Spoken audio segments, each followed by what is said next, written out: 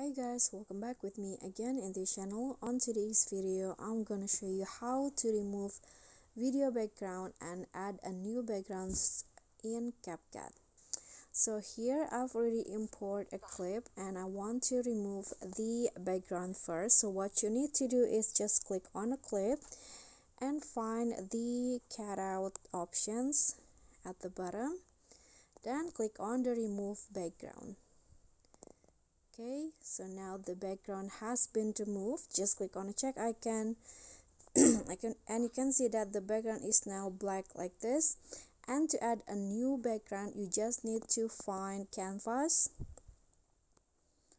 Okay, here click on the canvas option and here you can choose whether you want to use color as the background, you want to just blur the background, or you want to add an image as the background. So for example, I want to use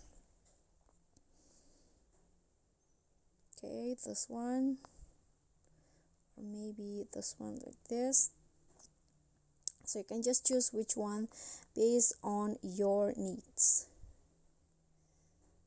Okay, like this. Or you can also upload a new picture on your own.